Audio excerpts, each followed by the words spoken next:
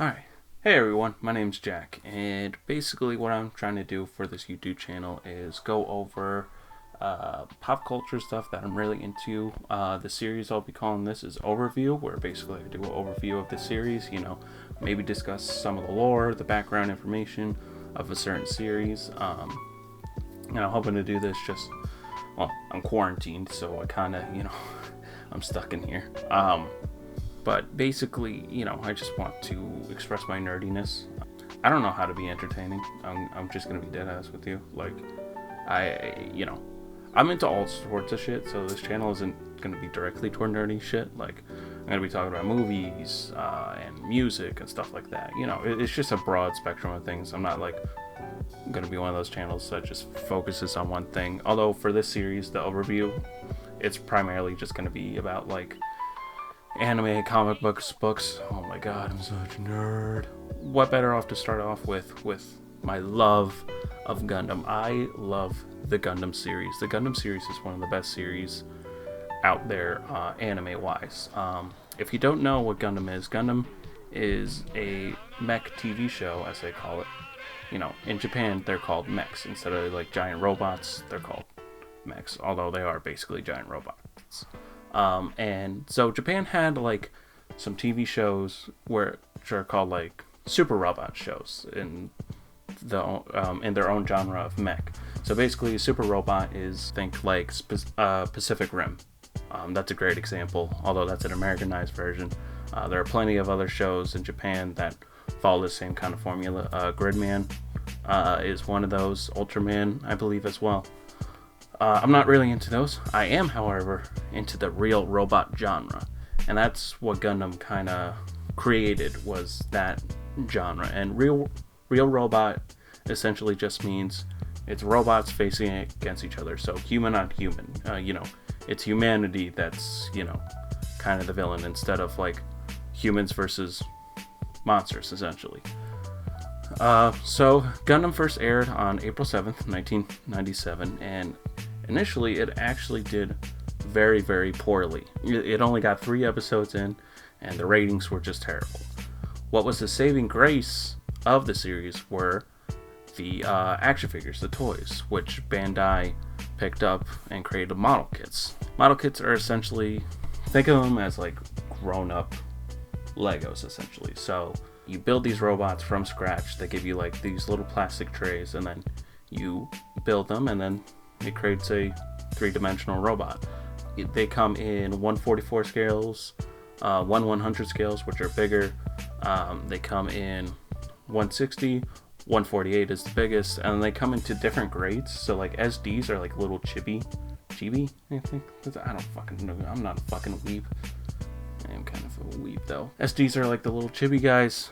Then you have high grade, which is your basic model kit. Usually runs you around 15 to 20 bucks. Then you got your real grade, which is a more sophisticated. It's got a interface in it, a little skeleton or whatever, and then you put the pieces over that.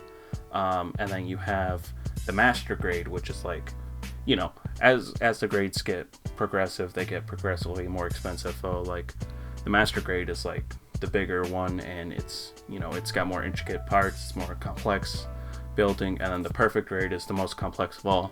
Those usually run you around 100, 150.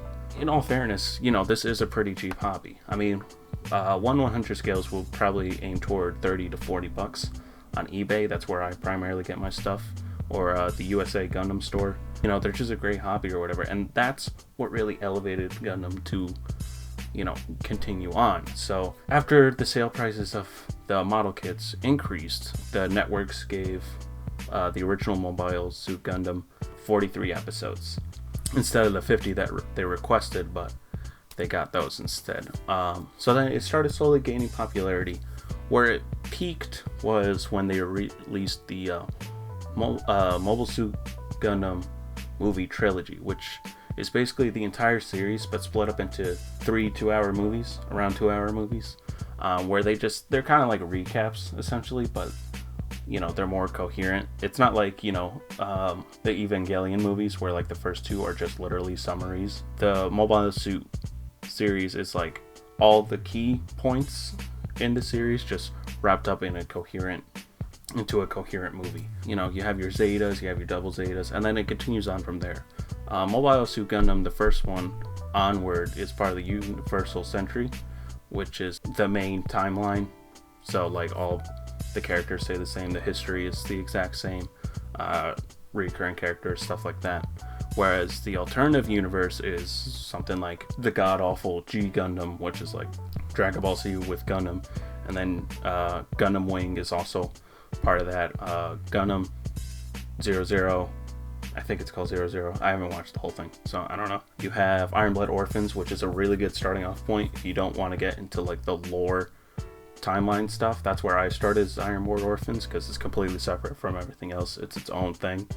But if you want to get into Universal Century and the main timeline of Gundam, Mobile Suit Gundam, the movie trilogy, is where you absolutely need to start, and then just go from there. Zeta, Double Zeta. I still want to go into a little bit more detail.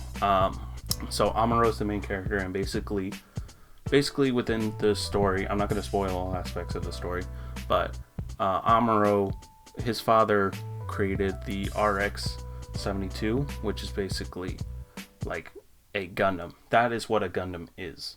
There are mobile suits, which is a basic term for robot. So like everything is pretty much a mobile suit, right? Gundams are a specific type of mobile suit, and they're like the best mobile suit. Zaku's are a different breed. Zaku's are for Zeon. They're like the guys with the one eye. And they're mass produced, so that's why there's so many of them. Whereas the Gundam, there was only two.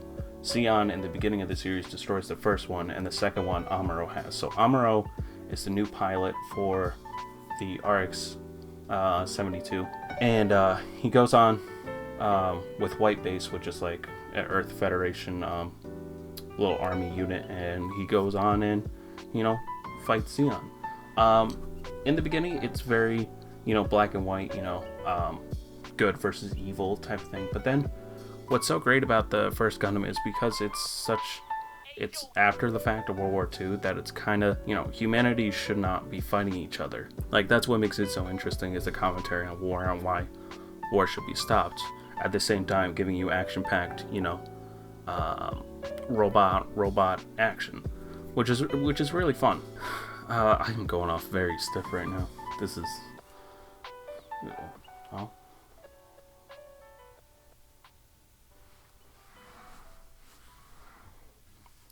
We got demons up in here. But Amuro is basically the main character that will be following. However, god damn it, it keeps doing it. However, he's a little bitch boy. The character you want to pay attention to, the best character, is Char Aznavour. So Char Aznavour is like the head commander of the Zeon forces, not the overall Zeon, but just from a military standpoint. And he's like imagine L from Death Note, but he's in charge of like an army. Like, his strategy is perfect, everything's perfect about him. He is the best character. His confidence is just so intriguing.